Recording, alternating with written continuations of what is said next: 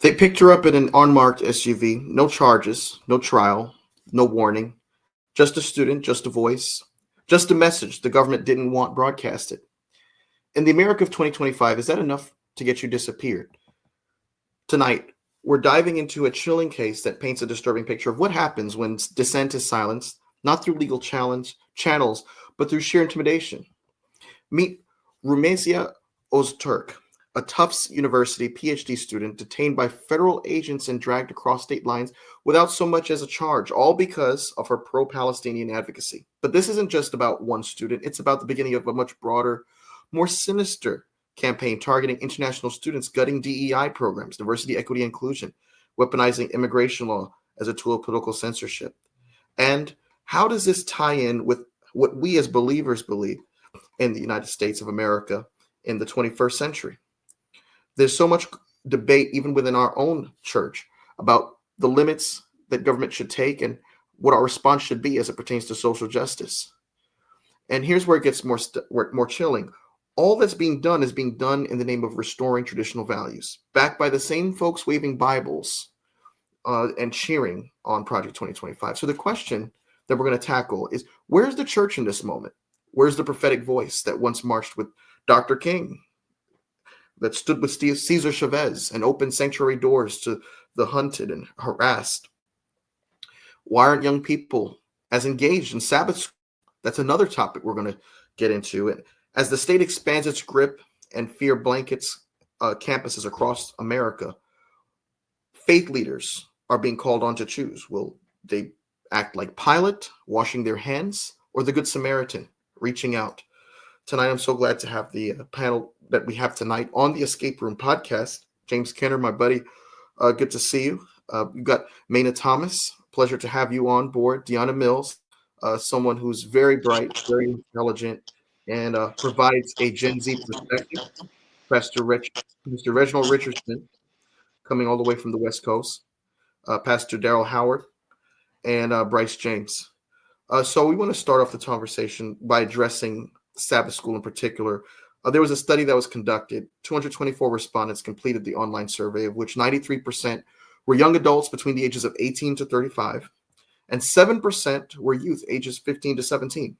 Attendance at Sabbath school indicated that 73% attended Sabbath school in the last 6 months, while 23% did not attend. What do you think the cause for this is, and what could be done to change these numbers? Yes, very powerful. Thank you, Dr. Taylor. And again, welcome to the Escape Room. We're excited to have each and every one here. When you look at the numbers, they're very astounding. And I would dare say the post-pandemic numbers are probably a lot worse. And what we have to do is look at relationships, look at and listen. It's not so much as I'm trying to figure it out, but it's how we do it together and find out through your peers what Sabbath school can do and help them to be engaged in it. So we asked that to the group. And here, what are some of the things you think about when you look at the youth or young adult Sabbath school? I can begin the discussion. I think from my perspective, one of the first things that comes to mind is how socially conscious are our Sabbath school lessons. I think oftentimes when we dive into the topic of Sabbath school and the discussion that becomes around it, it's about the material and the things that we use to engage within the respective audience of 18 to 35-year-olds. And the things that always come top to mind are what indeed are the things that we talk about within the Sabbath school lesson. Are they socially relevant? Do they have not only a spiritual impact on today's day and age, but a social impact? If there's one thing that's extremely known about this generation is that we are an extremely socially conscious. We're very connected. And as a result, we have think, a very strong knowledge of the things that go on in today's day and age. And oftentimes, when you read through the Sabbath school lesson, there can be a notion that the lessons don't really tie in to some of the things that Gen Z, even millennials, kind of face on a day-to-day basis, and it can be very difficult to make that connection between the things in which we read and we have discussions about early on Sabbath morning to the things that we face once the Sabbath ends and we have to face the realities of Monday through Friday. And so, with that being said, I'll leave it up to the panel if they have any other additional thoughts on that, as well as what I just said. But the things, as I mentioned, that comes top to mind are what are the things that we discuss first and foremost.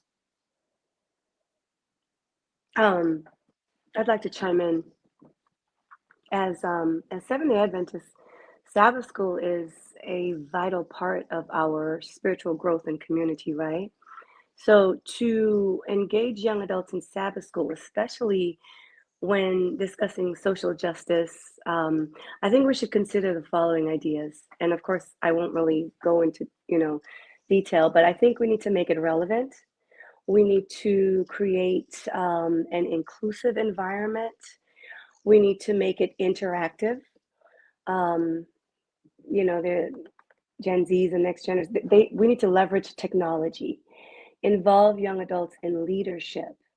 And then, of course, with all of that I just said, we need to follow up and follow through. We need to have consistent, regular communication. Keep young adults informed about upcoming social justice events, discussions, or initiatives. So that's where we all come in. They should be included in the conversation. They should have a seat at the table. And by implementing these strategies, you can create a more engaging and inclusive Sabbath school experience for young adults, especially when exploring social justice topics. One of the things I think is crucial, and I don't know if the panel will agree with this, is honesty in these conversations, right? We look at young adults as the target audience. Where are the youth? Why are youth not going to Sabbath school? Why are young adults not going to Sabbath school? It really comes down to the culture of Sabbath school. Sabbath school has historically had the culture of not being relevant, not being interesting, and it is a forum for personal spiritual debate.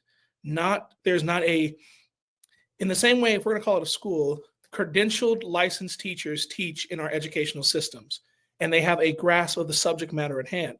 A lot of times, Sabbath school departments use the willing.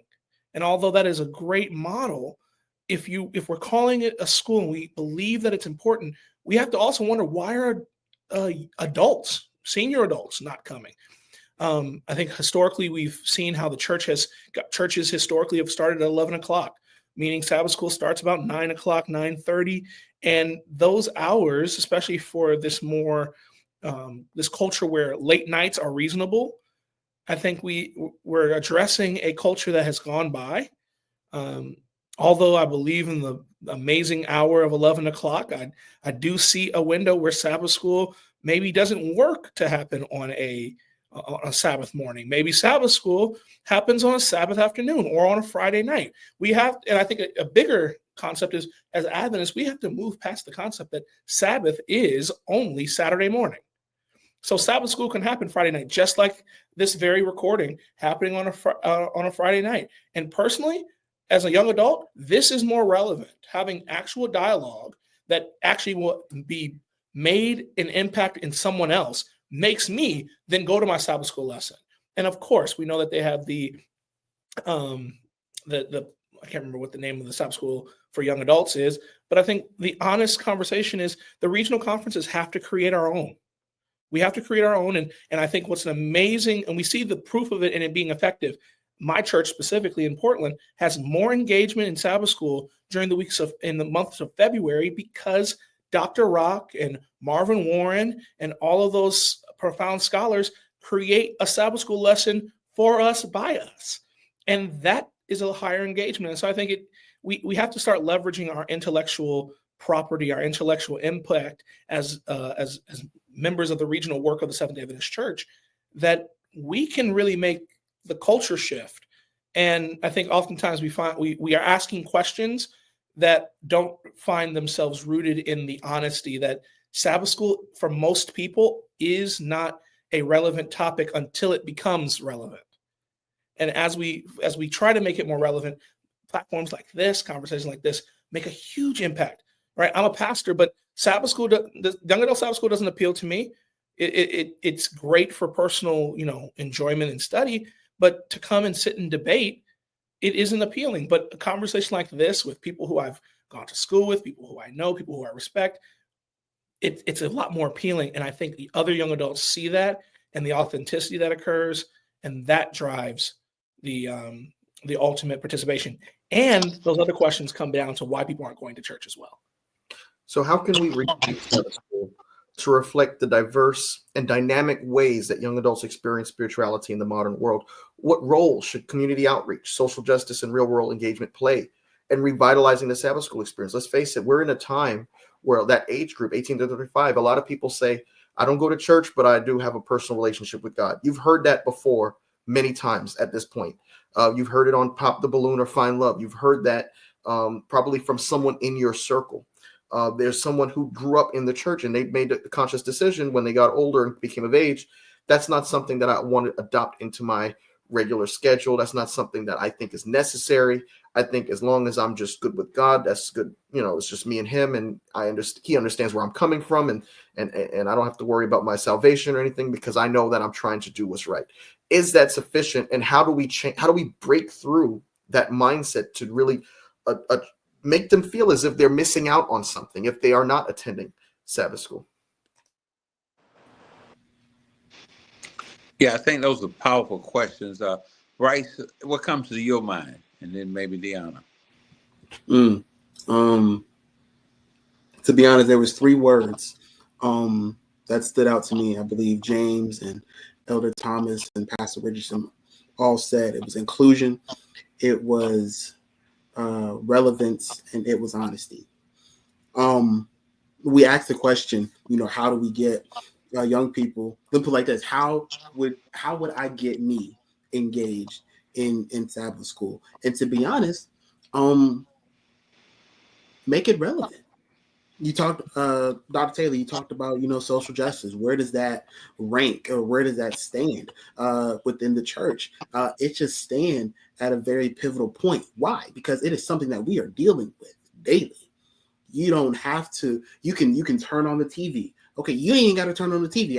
I know this is kind of a young people thing. So, go to Instagram, go to Twitter or whatever it is now, go to Facebook. It's there, right? It's visible. You can see what is going on right in front of you. And I believe if we're trying to make Sabbath school relevant, social justice has to take a place within that because we're dealing with it. So yeah, of course, we can talk about, different things in the Bible, and, we could talk about the patriarchs and different things like that. I'm cool with that. But at the end of the day, where's social justice? Where is that? Why? We think we talked about it maybe 2 weeks ago, a couple of weeks ago. Why are we silent on that?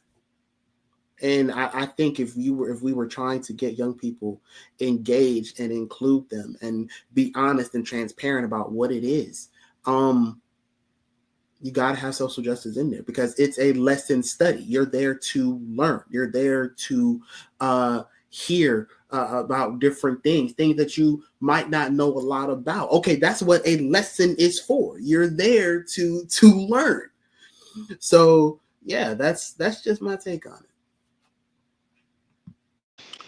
Thank you. Very powerful. And I think that's very, very important. I hear the word relevant.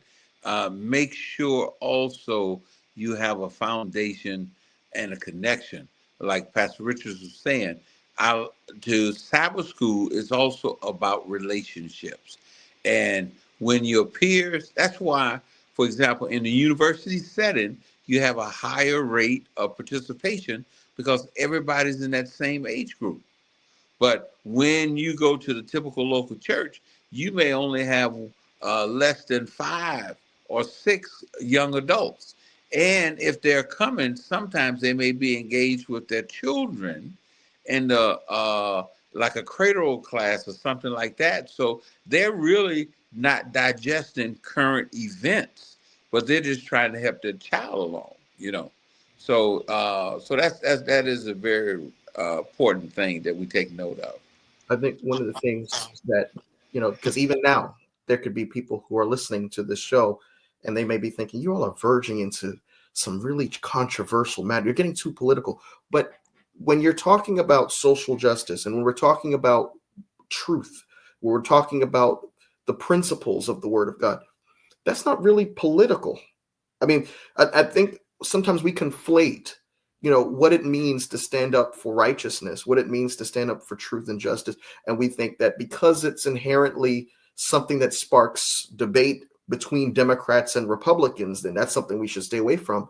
But that's not necessarily something that I think is in alignment with our calling. You look at even in this instance in the Bible, Nathan, the prophet, directly confronted David over his sin with Bathsheba. There was right, there was wrong. He said, this is wrong. David was the head of state of Israel. And he said, look, this has nothing to do with, your military strategy. It has nothing to do with your agenda to execute for the people. This is wrong. This is a significant political moment because Nathan not only addresses David's personal sin, but also calls him into account as the leader of God's people. You look at John the Baptist, who called out Herod. Now, if that was today, and John the Baptist called out a political leader of our time for having an affair with his brother's wife, we would say, whoa, you definitely are using the pulpit for politics now. You definitely don't want to ruffle any feathers. You're going to offend some people. The king has supporters here, and we don't want to make them feel upset. But there comes a time when what's right and wrong surpasses all of those things that are not important. Political biases aside, there's right and there's wrong. And as God's people, regardless of where we end up falling on the political, regardless of who it seems to favor, we need to stand up and be vocal about that. And that, I believe, my friends, is in alignment with the three angels' message to boldly proclaim the gospel. How can you boldly proclaim something when you're timidly going down this middle of the road, milquetoast lane to make sure that you don't offend anybody? That's not bold. Nothing is bold in that. Mike, I want to push back on something you said, that I think one of the things, the thought that faith isn't political is a misnomer.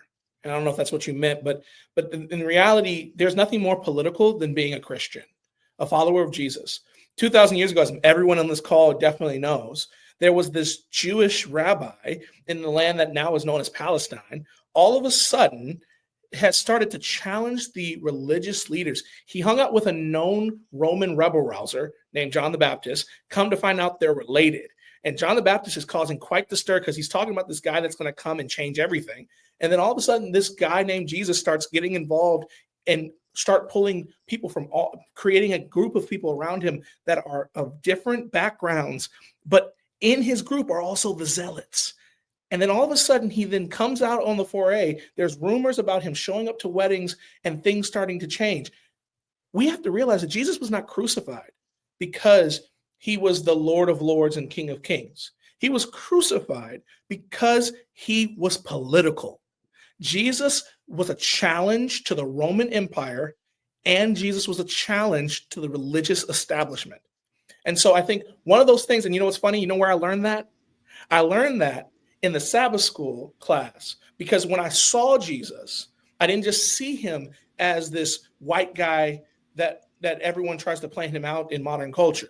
I saw him as a person who cared deeply about me and my community and the wrongs that I've experienced. The same God that was the same Jesus who died on the cross was the same Jesus that was with Harriet Tubman when she led the slaves to freedom, was the same God, the same Jesus that inspired Dr. King's every word, that spoke truth to power and challenged America to be honest and to who it is. And so I think when we are able to address Sabbath school from an honest perspective and accept that there are some challenges and that young adults participate in faith tradition in a way that is both convenient to them, but also authentic.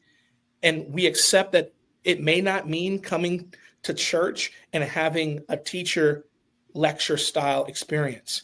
It may be a recording of a podcast for that local church that talks about the Sabbath school lesson and about its footprint in the community and its relevance. When we do things like that, it creates an investment that people want to invest not in entity, not in a Adventist Sabbath school, but into a project that serves others well. People, the generations that make up Gen Z and millennials, and then even most hopefully even the alphas, we are more focused on doing the right thing and having healthy and positive interactions with others, not trying to get people to simply bend to our will and our perspective. No, I like that point, Reggie. And just to be clear, what I meant when I said that standing up for right is not political is that it's not born in a Democratic or Republican convention platform. So Yes. What I meant is we're not coming to the table with preconceived ideas saying, okay, I'm a Democrat, this is what I believe in, or I'm a Republican, this is what I believe in, and then trying to make the Bible fit those political beliefs. Instead, it's vice versa. The Bible has this. This is what I believe. This is what's going to govern how I address these particular issues in my real world today. When you look at the book of Isaiah 1:17, it says, learn to do right, seek justice, defend the oppressed, take up the cause of the fatherless, plead the case of the widow. Now, that obviously is a call to action. That, a lot of times Christianity gets this rep of being a passive religion, where, whatever goes, happens, and just get along with everyone, just go along to get along, don't offend anybody, just God is love and everyone. But this is a direct rebuke to that notion, because by doing these things, you're going to rub someone the wrong way. There's always going to be a power that be, a person, an entity, a party, an organization that is diametrically opposed to those interests, right? Because let's face it, defending the widow might require you to now, take up her cause as it pertains to, inequity and it pertains to housing. Maybe she's not making enough money. She's making minimum wage. Maybe you need to make sure that you're vocal. That look, in 2025, the national minimum wage of $7 and change an hour is not sufficient to be able to live off of.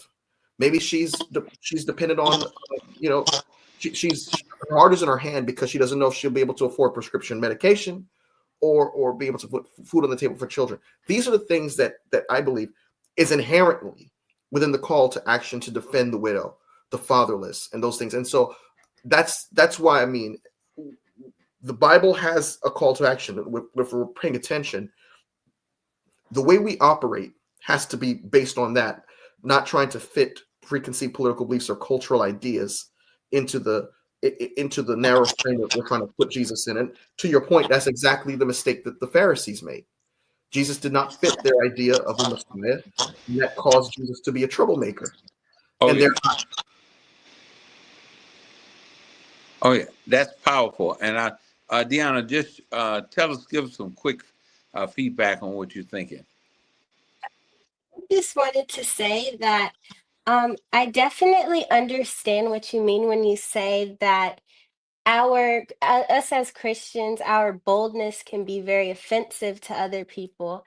And that's because a lot of the time people think we have this holier than thou attitude towards anything. So when we say something is right, they're thinking, well, you're judging me because you're this perfect person. And who am I? I can't like measure up. Why am I even going to put myself in a place to be judged? And that's why a lot of youth don't even want to come to church, period. And to that, I would definitely say we should be bold in our beliefs because that is true. But we also need to be very honest about our failures and about our shortcomings. And that helps people to just drop their defenses and understand we're all broken. Church isn't a place where we're going and, you don't have to be. Church isn't a place where you are perfect. Church is a hospital, not a room of perfectly healthy people. So also another reason why a lot of people aren't coming to the church is because the going back to that 23% of youth that did not attend church, because they weren't asked to attend church. That didn't attend Sabbath school. After they didn't come, you didn't go to them and say, "Hey, I missed you. What can we do?" The best way to get people to come to a place is ask them what they want, and then come to a compromise, and so that everybody can be happy, but everybody can be happy in their broken state and in Jesus. Hmm. Yeah, All right, powerful. Sister Elder Thomas. Oh, I wanted to go back to how do we effectively engage young adults in social justice and church? There are several strategies that we can use. So, when we talk about emphasizing, social justice, we could highlight the connection between faith and action. We could show how social justice is an actual integral part of Christian values and faith in action. We could focus on the issues that resonate with the young adults. Address social justice topics that are relevant. There's that word again, relevant to their lives, such as environmentalism, racial equality, or economic justice. So those are some of the things that we can do. And Deanna talked about, the 23%, why they don't attend, because no one checked on them, right? We need to do a check. Um, I always like to talk about that breakthrough, breaking through the mindset. Um, and I pride myself on having authentic relationships with young people. So if we build genuine relationships with our youth, with our young adults, listening to their concerns and their experiences, that's kind of one way we can break through the mindset.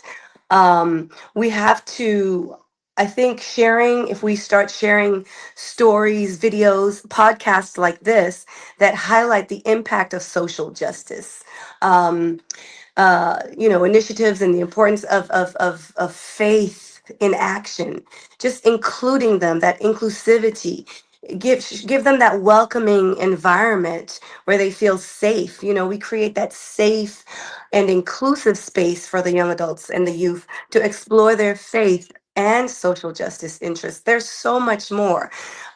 Even like the empowering, like we can empower them by providing leadership opportunities for them. I'm older. I have young adults. I have three young adult daughters. One is 23, one is 25, one is 27. And we have a very good relationship. So we talk about these things. So when I speak as an expert because they have, told me how they feel or how they don't feel. So including them, that leadership piece is really, really important. And we also have to address that church perception. I can go on and on and on, guys, but I'm going to stop here so others can speak. You know, I wanted to pivot back to Deanna because a lot of what we discussed was social justice, but there's so many other needs that young people are craving to hear about. For instance, a significant portion of Gen Z, 42% has been diagnosed with a mental health condition, with anxiety and depression being the most prevalent. Many were diagnosed during or after the COVID-19 pandemic. Millennials and Gen Z are also more comfortable discussing their mental health, including on social media. They're more comfortable discussing their mental health, including on social media, and are seeking therapy and other mental health services. There's been such an emphasis on mental health in the past decade. I want to, as someone who was born between two generations, I was born between the millennial generation and the Gen Z generation. The year that I was born is 96. That's the cutoff of the millennials. So I remember the sound of dial-up. I remember the time before social media. I remember 9/11. And then I also know that we're in an age of, even more internet connectivity than ever before, where Wi-Fi is now available in almost every building. And so going back to what Deanna, I'm interested to hear from Deanna as the youngest member of tonight's panel. What do you think should be employed? What kind of uh, topics or tools should be focused on to reach Gen Z. I mean, let's face it, I myself find myself very much out of touch, even with some of the apps. Like I just learned about Discord this week. There's so many different things going on at such a rapid pace. You know, certain slang, certain songs, certain movies, catchphrases, what's trending. It for me, I'm just overwhelmed with a lot of these things. And if I'm overwhelmed, I can imagine previous generations being completely out of the loop. So how do we focus Are on? you talking about me? I wasn't. I didn't say anything. I didn't say any names at all. But how do we use tools and focus on what certain aspects should be focused on to really reel these folks in, these Gen Z folks who grew up very much tech savvy, very much aware of racial differences and kind of comfortable with that because let's face it, we're more racially diverse as a society than before. You know, they grew up despite being more interconnected, feeling as isolated as ever. How do we reach these folks? I would definitely say leaving discussions less about a specific topic and more open-ended so that any just having a really safe space just to express your ideas where you don't have to fear being judged, you don't have to fear being hurt by the people you were vulnerable to, and just having a place where everybody loves each other and we're all going through the same thing. That's one thing that really touches young people, especially my age. I would also say mental health is a big one that a lot of us are thinking about now because so many do have. You mentioned 42% having mental health issues. So, um, you could also call it group therapy, just something that's really going to engage. It, and a lot of the times, it takes every different church has different people. So there's not going to be a perfect solution for any church. The only way, the absolute only way to know what is going to be perfect for your church is to ask the people you're trying to interact with. That's the only way. And just if let's say I have a small church, maybe about 7 people who are around my age, like maybe you could ask each of them, what do you want to see happen this year? What do you want to do? What topics do you want to have? And then each Sabbath school just say, today we're focusing on what this person wanted. It's that simple. Just do what they want to do. If I can real quick to this, and I'm really glad that Diana you brought that up.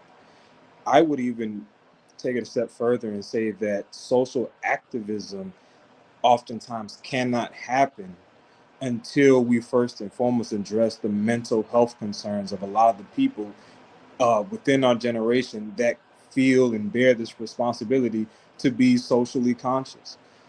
And specifically when we talk about Sabbath school, I think that that space is such an untapped opportunity for us to have these conversations first and foremost about how we feel about the socially relevant situations and things that happen to us on a day-to-day basis.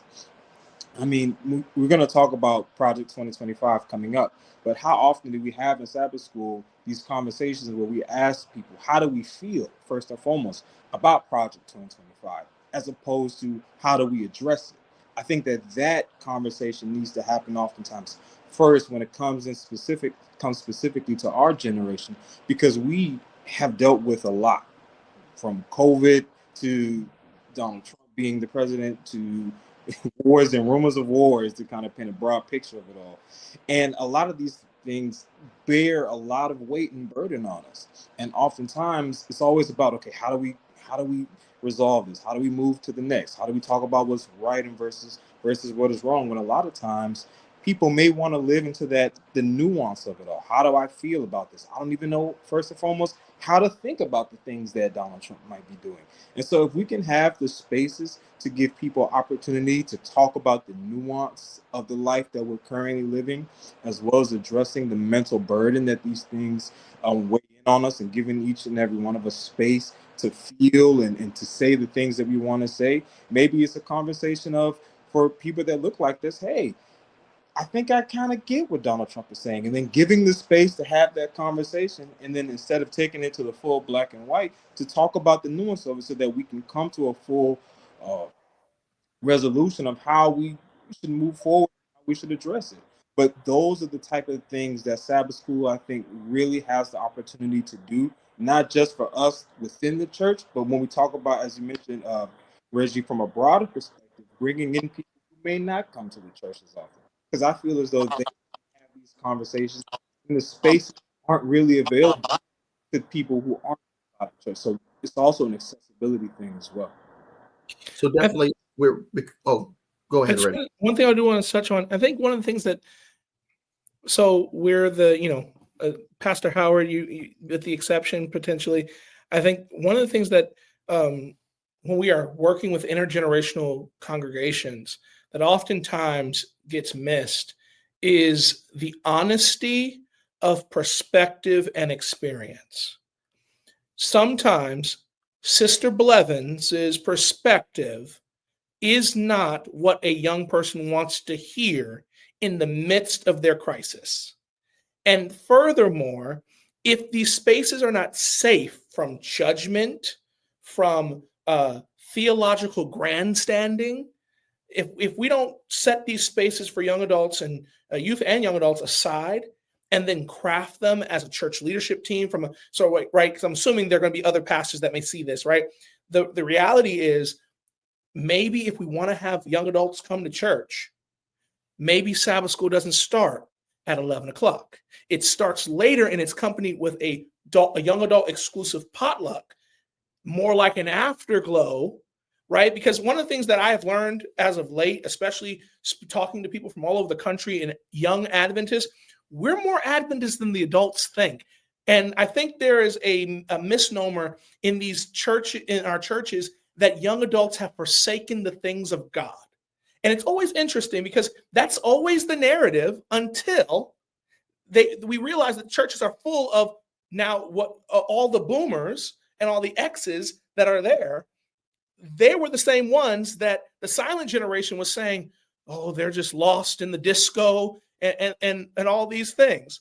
And so I think one of the honesty parts is we may have to make adjustments to our church liturgical calendar and order of services to make more authentic spaces, and then people will be more inclined to participate. If Sabbath school happened after church with a lunch in the Sabbath school classrooms, or if your church has that set up, right? In the Sabbath school classroom, you go and have lunch with your Sabbath school class, you'll have more people show up because Adventists love to eat.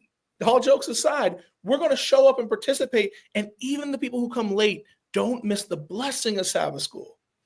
Sabbath school was originally scheduled early because people used to get up at 6 o'clock in the morning and milk their cow, collect the eggs, and make sure that little Billy didn't fall in the well. But the reality is today, the afternoon is going to be a more relevant time because, as many people understand, if you are suffering with depression and other mental health disorders, oftentimes your sleep is disrupted and you need that extra bit of sleep on that one day of the week. And so if you switch that order of service a little bit, I am willing to be a gambling man on this moment to say that maybe more people would show up. Because if we know critical mass around 11 o'clock, we see, or 11:30, if you have a traditional church that starts at 11, you'll start to see more people showing up, participating. And then by the end of the service, the church is full. Well, where are all those people going? They're rushing to go have Sabbath potluck. Well, then let's make sure Sabbath school is a place like that. And then you actually get more resources from a church perspective. But I'm just a unordained guy walking the journey. So as we consider ways to increase Sabbath school attendance, we must also recognize the church's broader role in standing for justice and truth in today's world. The need to engage is urgent, especially when issues of faith and justice intersect with real-world 21st century crises.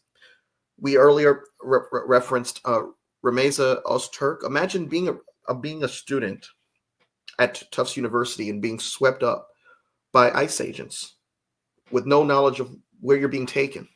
What obligation does the church have to speak out when young voices of conscience are silenced in the dark? And regardless of how you feel about her particular way of exercising free speech, we can all agree that in the United States of America, something like that is very much alarming.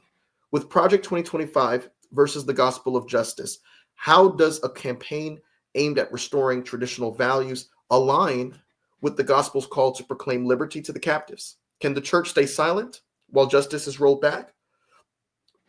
Is the relocation of detainees like Ozturk a modern day version of Herod and Pilate dodging justice? How should faith communities respond when politics overtakes principle? Just as churches once offered sanctuary to refugees in the 1980s, should today's churches take bold stances protecting those targeted under the guise of public order? As we consider DEI and the prophetic tradition, we see that welcoming the stranger and lifting up the marginalized is at the heart of Christ's message. Isn't this what diversity, equity, and inclusion aims to do? I mean, let's face it, the opposite of DEI would be homogeny, exclusion, and restriction. Panelists, what say you?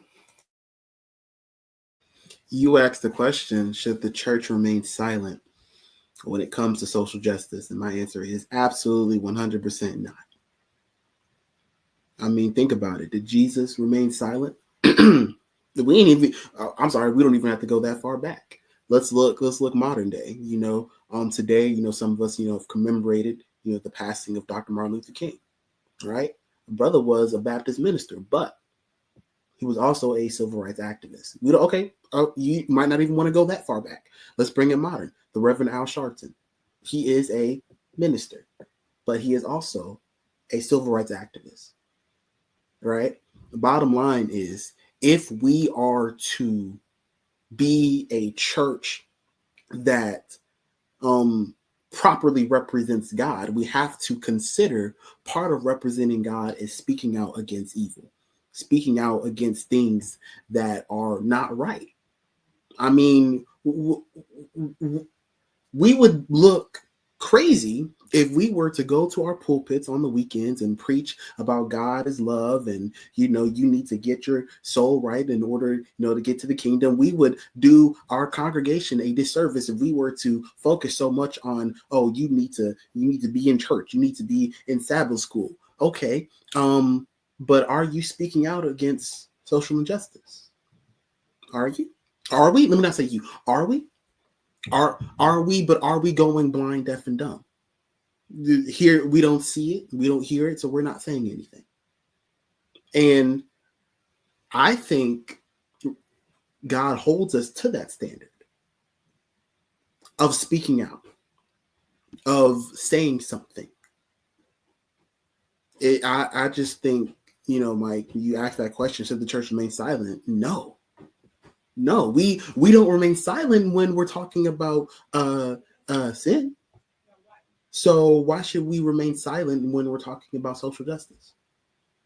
To your point, Bryce, there's certain sins that, the Christian world, I'll say the Christian world in general. I won't even, because I know we've been alluding to Adventism a lot. I'll say the entire Western Christian world will agree with. They'll jump against, they'll bash the LGBTQ plus movement.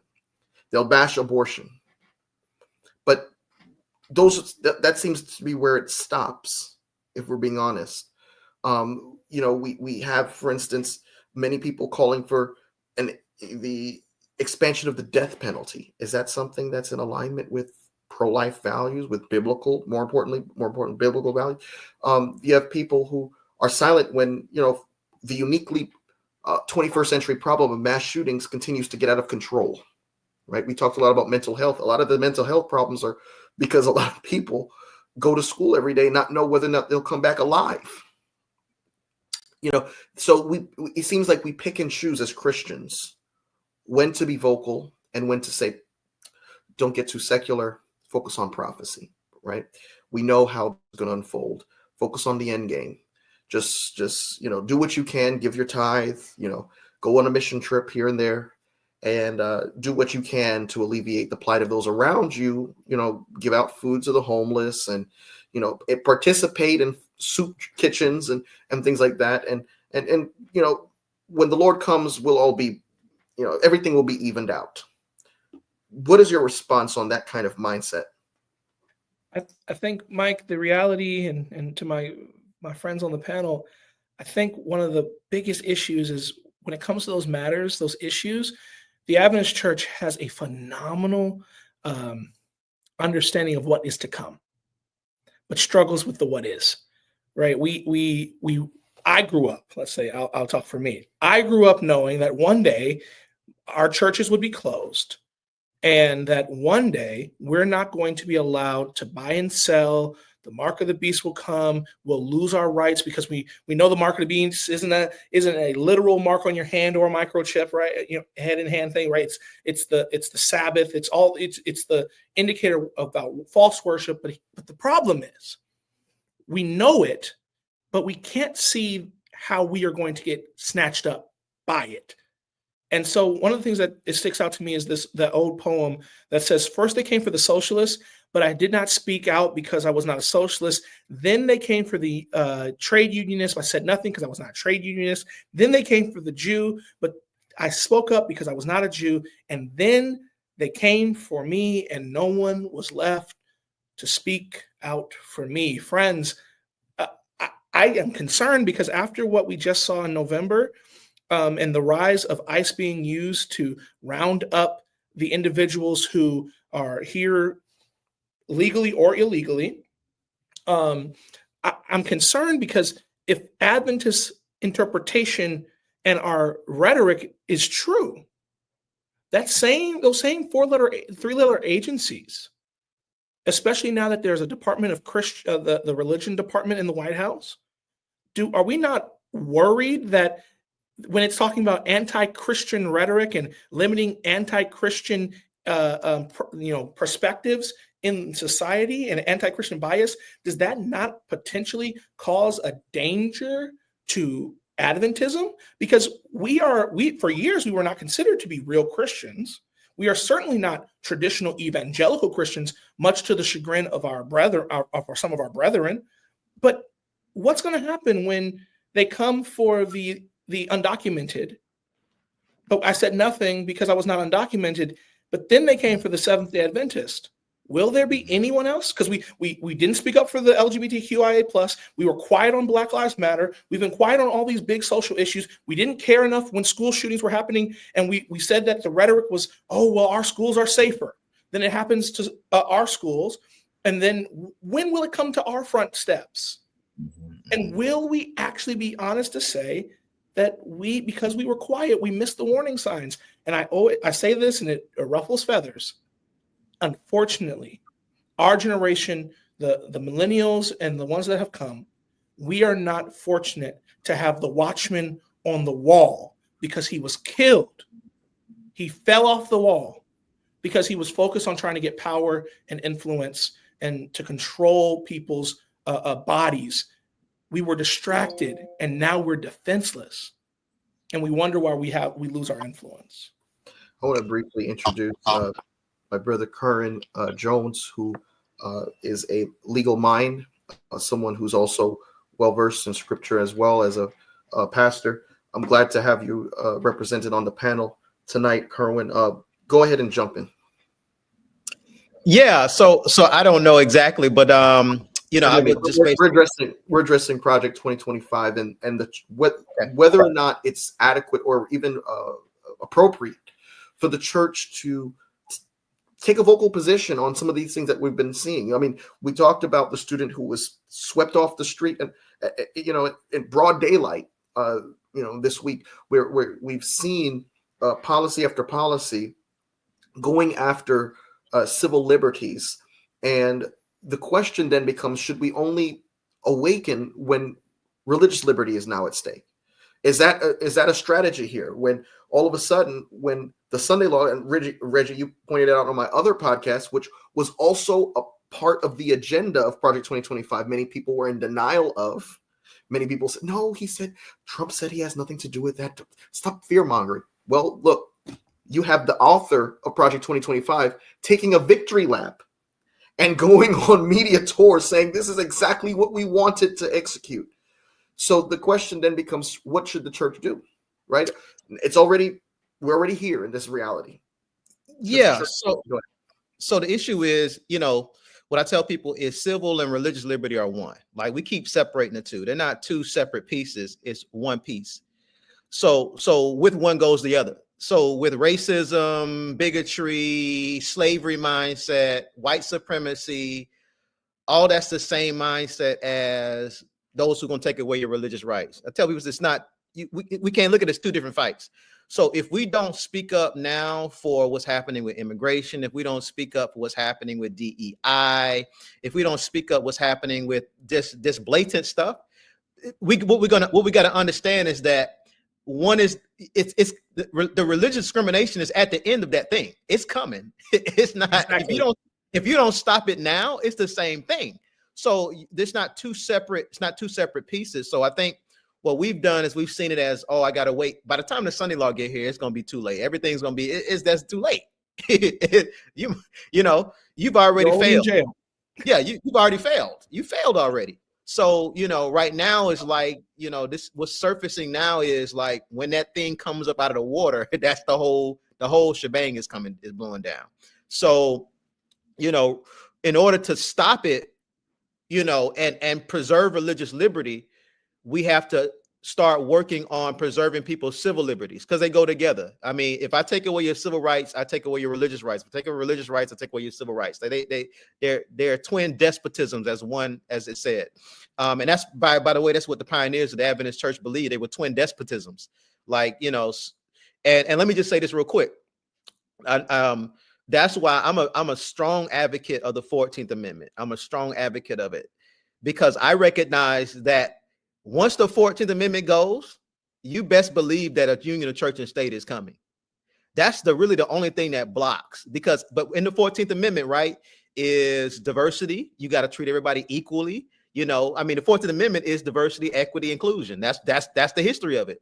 So to me, like all of this stuff is coming down, and it's all interconnected. And I think if we lose the opportunity to speak now, this is it. We're fighting it right now. Herwood, you got me. You got me on the 14th Amendment because the 14th Amendment and the 5th Amendment are twins. The 5th Amendment applies to the federal government. The 14th Amendment applies to the states. Both of them say that if you are a citizen by birth, naturalization, however, you are entitled to equal protection and rights as any other citizen in the United States. The 14th Amendment was born in the aftermath of the Civil War. Mm-hmm. During the 1860s, when the Adventist Church was still in its infancy, the Union government required the former Confederate states to adopt the 14th Amendment in their state constitutions in order to get back into the Union. You could not become a part of the United States of America in 1867 unless you adopted the 14th Amendment. Why is this important? Because we're seeing ideas floating around now that seem so radical and bizarre, and so much so that we're just dismissing it as rhetoric. Oh, Trump should run for a third term. Why is that even relevant? Because that requires a tweaking of the 22nd Amendment. If we get familiar with changing constitutions, these things are going to come rushing in like a wave, and they'll be taking place right under our nose. And next thing you know, the 14th Amendment will either be abolished or undone by another amendment, and we'll be waking up like, oh, how did that happen? How did that happen? Well, because while they were insistent that you were not woke. Mm-hmm. And what is the opposite of woke? Asleep. While they were insistent that you remain asleep, they made sure that this happened. And so what is the church's responsibility? To be on guard. The Bible calls us repeatedly. We talked about Isaiah 117, to be aware. While the evangelical world is taking a staunch position against quote unquote wokeism, that is diametrically opposed to the text that says, be sober, be vigilant. Your enemy is looking to take you out like a roaring lion, seeking whom he may devour. So this is a, I'm glad you brought the 14th Amendment. Anyone else?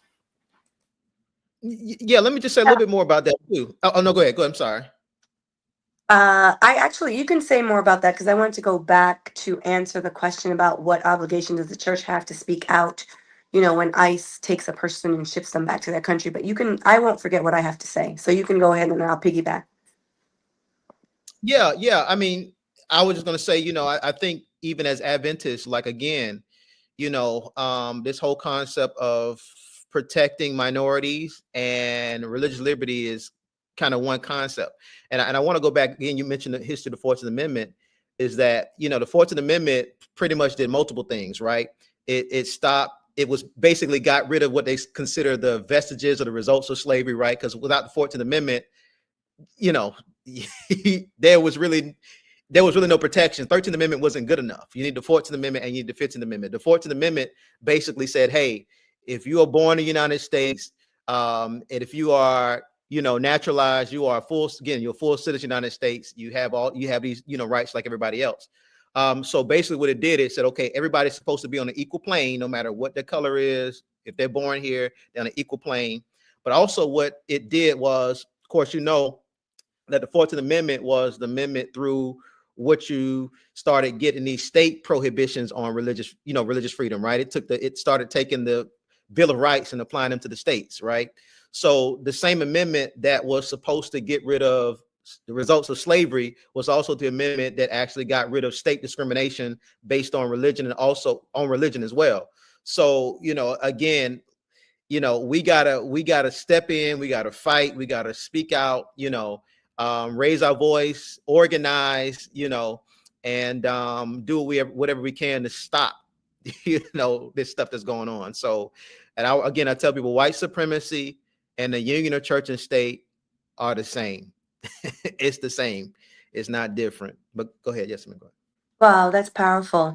I was just going to say, the church has a moral obligation to speak out against injustices, right? Including the deportation of individuals by ICE. And as a community of faith, the church is called to advocate for the vulnerable and marginalized. What does the Bible say? The Bible emphasizes the importance of caring for the stranger and the foreigner.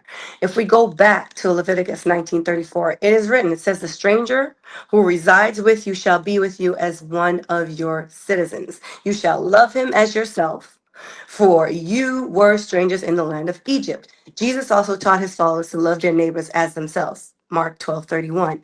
So, in responding to deportations, faith communities can respond to deportations in several ways. There's advocacy, you could speak out against it, there's support, you can provide emotional, financial, whatever, practical support to the affected individuals, right? There's education. We can educate our congregations because some of our congregations are not educated. Some of our communities are not educated about the issues surrounding deportation and immigration. I am a naturalized citizen, but I was born in the Caribbean. So I take this thing very seriously. We have to lift up the marginalized.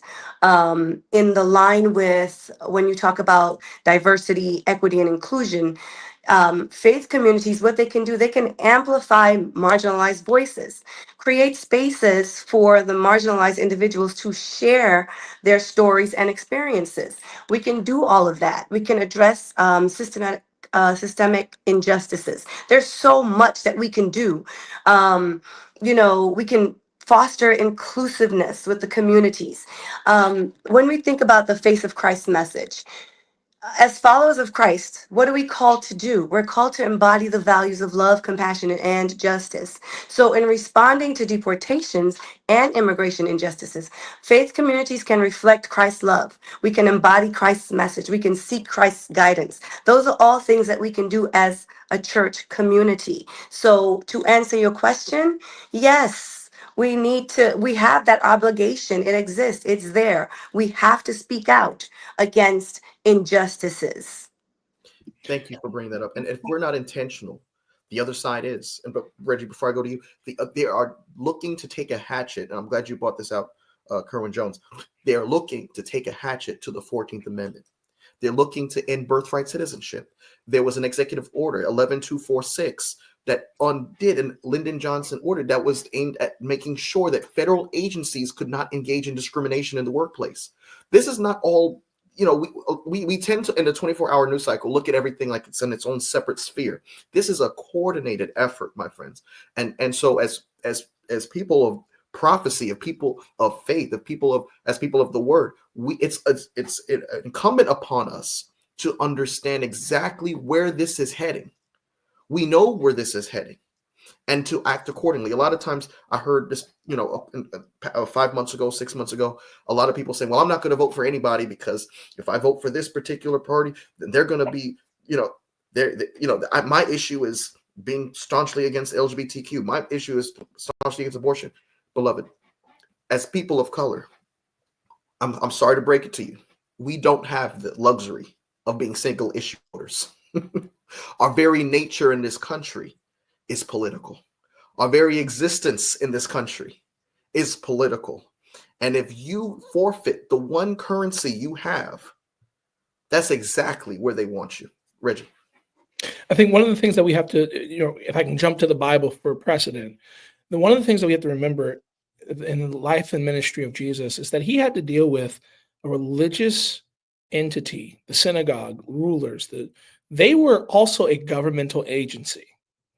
They had married themselves. And so I think one of the things that is really dangerous when we think about the, and I need to hark this point because A.T. Jones stated that when he was testifying before the department, I think it was the education, he was sitting in some committee around education.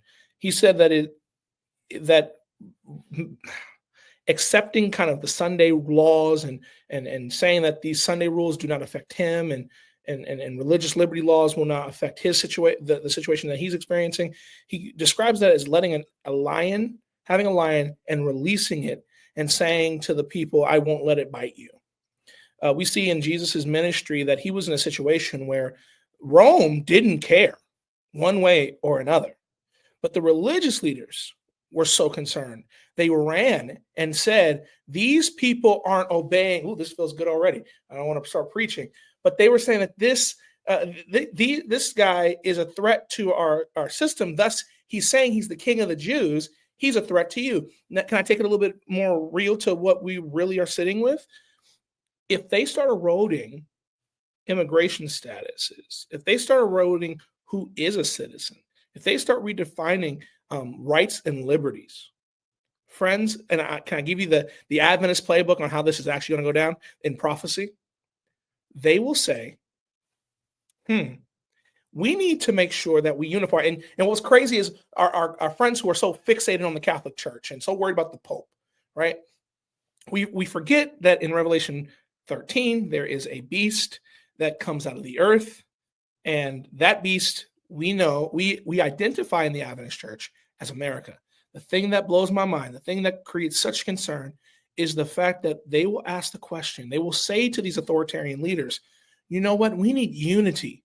We need to bring the country together. We need to make sure that we all come together, and it's going to be just like it was in the days of Daniel. And I think it's hilarious because we're the dare to be a Daniel generation. And for the first time in our lifetimes, we're going to actually, just like in 2020, right? People were and even 2020 was a dress rehearsal for what will come next, because we've already abused our religious exemptions. We kept saying, oh, well, I'm going to abstain from the vaccine because I'm an Adventist. But when the denomination says that there is no reasonable objection in our faith tradition to vaccines, when it is said that way, people get upset. And now there's this petition going on all the way to the General Conference. But and I want to say this very honestly, there are people who believe that conference presidents are to defend the constitutional rights of their members. But they're not to enforce that part. And so I think we're very much getting close to the days of Daniel, where he was sitting there and they said, oh, well, oh, king, you need to address the fact that these people aren't worshiping. Now, they're not giving you what you're due. And then what we know, we talk about our rhetoric as Adventists, they are going to say, oh, the Seventh-day Adventist Church is not a Christian denomination, because they have these rules and da-da-da-da. And specifically, they observe a Sabbath that is contrary to U.S. law. And according to I did it again, Project 2025, there is a section, page 589, that discusses the way that Sabbath would be implemented for employers. It protects employers to be able to, compel their employee to work on the Sabbath, and only the employer has religious liberties, not the employee. And it sets Sunday as the default Sabbath. Therefore, friends, if this administration continues to walk through the Project 2025 playbook, the Adventist Church has already lost its footing, and many Seventh-day Adventist members have voted for the mark of the beast, the Sunday laws, and all of those things under the guises of trying to legislate morality. So in the attempts to legislate anti-LGBTQ policies, anti-abortion legislation, we have given up under the mantle of a power and authoritarianism our very sacred freedoms that we as Seventh-day Adventist Christians have been championing since 1844. But if we hold the line in our generation, we can actually make a pushback. We have to start saying it's unacceptable and holding our conference administrations accountable. And I'll say this and I'm going to stop talking. The reality is in Oregon, in the Oregon Conference in 2020, it was because of the three African-American pastors in the conference encouraging other pastors to show up. Our conference participated in social justice marches. And a lot of the issues that our conference is facing today is backlash, white lash of standing up for justice. And the regional work has a unique positioning in the grand scheme of things to make these things safe and protected. We need to start leveraging those relationships. Reggie, I'm glad you brought that up, because before I go to you, Bryce, this is not just, and I want to be clear here, this is not just, coming from the executive branch. We've been discussing a lot about the presidency tonight.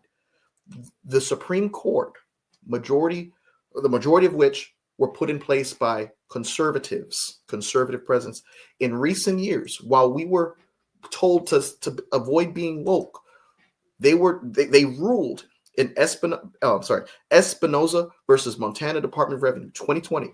They ruled states cannot exclude religious schools from public funding programs, establishing a precedent that could potentially funnel public money to religious institutions. Combination of the eradication of the separation of church and state is unfolding before our eyes. Trinity Lutheran Church versus Comer, 2017. The court ruled that a state cannot deny a church a grant for a secular purpose, like a playground resurfacing, based solely on its religious status. Masterpiece Cake Shop versus Colorado Civil Rights Commission. The court ruled in favor of a baker who refused to make a wedding cake for a same-sex couple, citing religious beliefs, and many of us said amen for that. But pay attention to where this is going. A lot of times, especially when we look at these precedents, we look in the immediate, forgetting that it never ends with that particular ruling. There's always going to be a further erosion of rights, of First Amendment rights, and before we know it, we're championing, like you said, Reggie, the very thing that's going to bring about our own persecution. You look at American Legion versus American Humanist Association, 2019. The court upheld the constitutionality of a large cross on public land in Maryland, affirming that religious symbols in public spaces do not necessarily violate the Establishment Clause. Carson versus Macon. The court ruled that Maine school voucher program, which excluded religious schools, violated the First Amendment, reinforcing the idea that public funds could go to religious institutions. Coach Kennedy versus Bremerton School District, 2022. The court ruled in favor of a high school football coach, listen to me, who prayed on the field after games, ruling that his free exercise of religion was protected and that public employees had the right to express religious beliefs in certain contexts. Where is this going, beloved? And a lot of us say, oh, thank God, prayer in schools. Thank God. Listen, this is leading somewhere.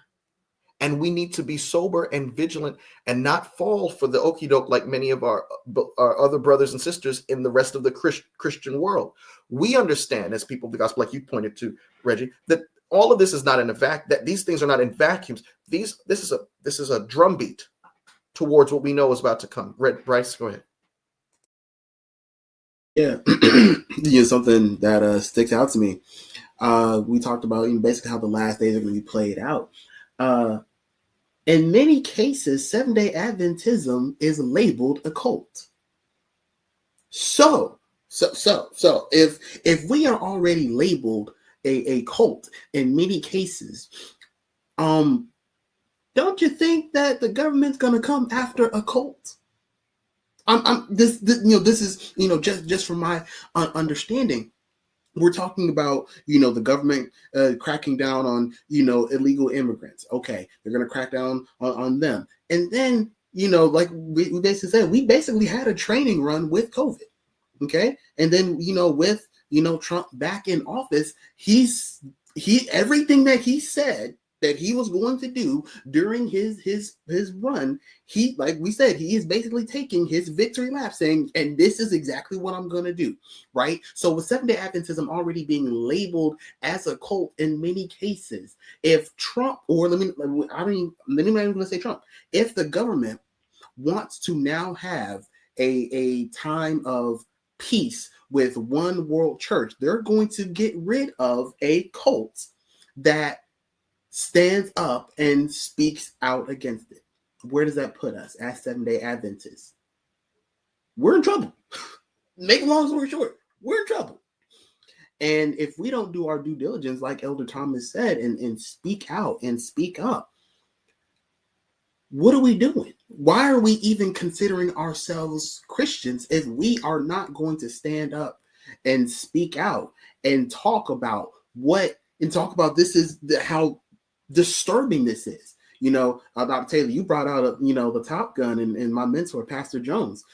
I see this brother, speaking out, against it because it's real, right? And it's not just him. There's other, ministers of the gospel who are using, their platforms to say this is wrong. And if we're not doing that as Christians, if we're not doing that as Adventists, we're just wearing the title. It's just a title now. Okay, you're going to church on Sabbath. Okay, dope. But that's it. That's it.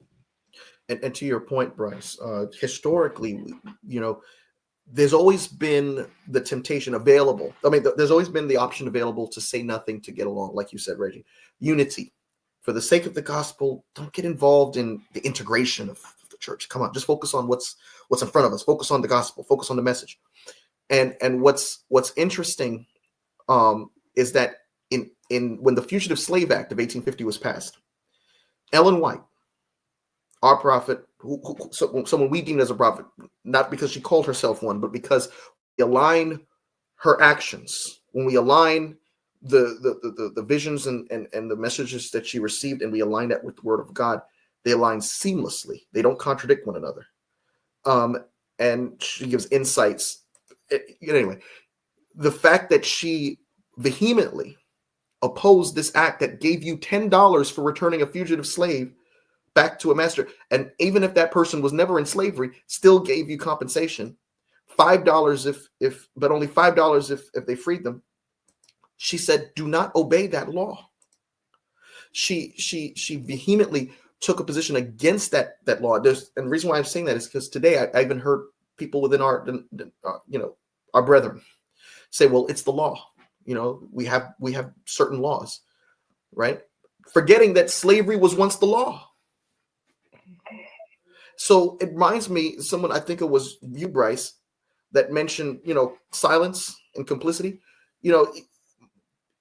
Albert Einstein said, if I were to remain silent, I'd be guilty of complicity. Martin Luther King, who's, this is the anniversary of his death, April 4th, 1968.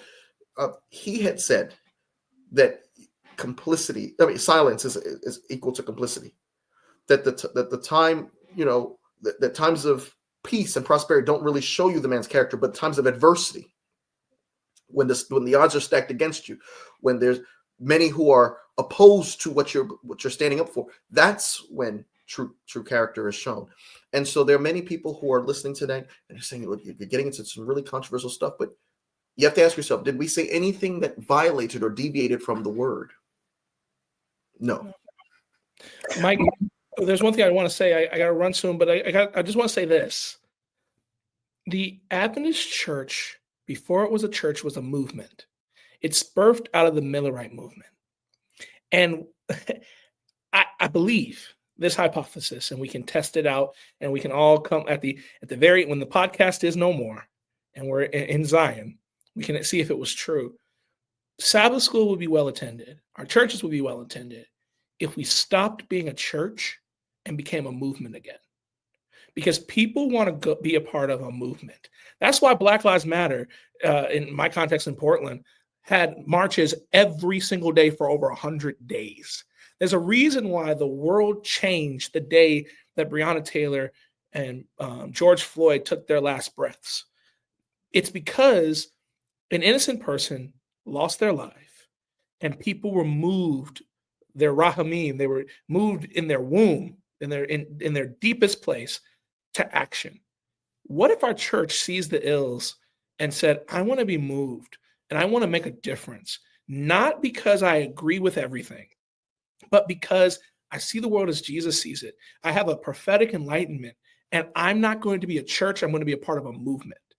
If we get back to being the Adventist movement, meaning that we're moving forward, we're pushing agendas, we're pushing Christ's agenda of liberty to the captive, recover your sight to the blind, setting free those who are in captivity, maybe, crazily enough, our church would actually have relevance again.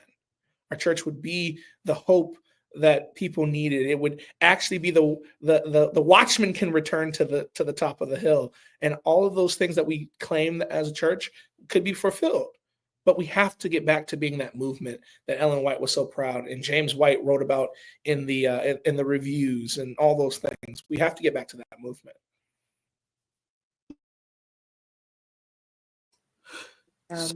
Go ahead. I just wanted to say, I know that we're about to conclude tonight's discussion, and I want us to remember that, our conversations, they're not just about social justice, faith, and community. They're not just like intellectual exercises, right? But it's a call for us to love, not just a call, but a call of action to love, to serve, and to advocate for one another, especially those who are marginalized or vulnerable. We have to do it.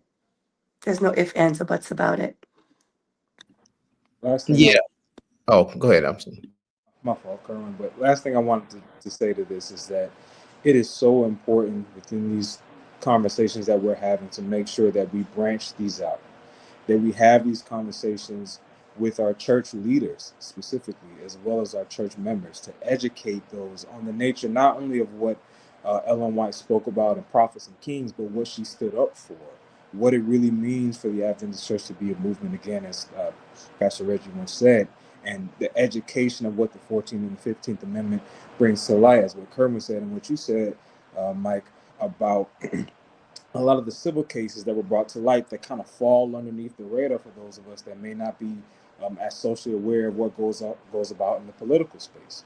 It is so crucial for us to take these opportunities, to take these spaces, to leverage what we have available, to make sure that we educate, really, truly, we bring back wokeness. And that's going to ruffle a lot of feathers because of what the term woke means, but that's truly what it is about. That's truly what wokeness means. It's about revealing and empowering. It's about uplifting and showcasing what God really wants us to be, in being a church of love, of light, of social justice and advocacy to those who truly need it. Those who don't look like us and may not even serve like us. Yeah, I was going to say too, the Declaration of Independence was supposed to promote not just what we consider citizen rights, but fundamental rights, right? Rights that are for every human being. We hold these truths to be self-evident, that all men are created equal, that they are endowed by their creator with certain inalienable rights, that among these are life, liberty, and the pursuit of happiness. And so the Constitution was founded off of that. So like the Bill of Rights are inalienable rights. Everybody should have these rights, regardless of whether they're citizens or not. And that's what we have to promote, that, hey, these are inalienable rights. Everybody deserves the right to due process, regardless of whether they're citizens or not. And also we have to realize too, that those inalienable rights, when you take the Declaration of Independence, at least the principles, and you take the First Amendment and you take these things and you compare them to the like first, second, and third angel's message, like literally we have been called for this moment, because the first angel's message is fear God, give glory to him, for the hour of his judgment, can worship him that made heaven and earth and the sea and the fountains of water. He's my creator. I worship him because he's my creator. Well, because he's the creator and to him deserves worship, right? Then we all on the equal plane. And the Sabbath says that God is here. We are all equal, and so even the very concept of the Sabbath is a statement of we worship God, but then we're all on the equal plane as far as our civil liberties are concerned. And so the second angel's message is Babylon is not living up to that standard. Babylon is trying to set up its own standard. It's not living up to that, and then of course the third angel's message is the final warning, like, hey, y'all gonna do what y'all gonna do anyway, but we're gonna tell you it's wrong regardless, and we're gonna tell you to rebel against it, because at some point our message will look like it's gonna look like a message of rebellion. I mean, the government is gonna say you have to do this, and here's this people coming out saying defy the government, defy their principles, don't do this, and it's built on those principles. So it's very important that we were called as an Adventist church, we were called for this very moment. Amen. And so I'm sorry, just my last thought, Mike, I promise you the last one. I was just thinking about, Micah 6:8 says, what does the Lord require of you? To act justly, to love mercy, and to walk humbly with your God. That's it. We've all basically said the same thing today. When it comes to social justice in the church, let's speak out. Let's love. That's been Diana's thing, for most of the night. We need to show love to everybody. Then above all, we need to walk with God. Okay, if we can't do any of what we just said if we're not walking humbly with God. And when we're walking humbly with God, then we're able to love, and then we're able to seek justice. Deanna, do you have anything to add? I would definitely say what everybody has been saying is so true and so correct. I was really highlighting how love just is the backbone to everything that we do. And it all started with God's love. And if you have love, you literally have God is love. If you have love, you have God in you. And so I would say, moving back to with Sabbath school, it's important to not just speak it here. We've spoken everything that we've had to say. Don't just let this conversation just be the conversation we had April 4th on a Friday night.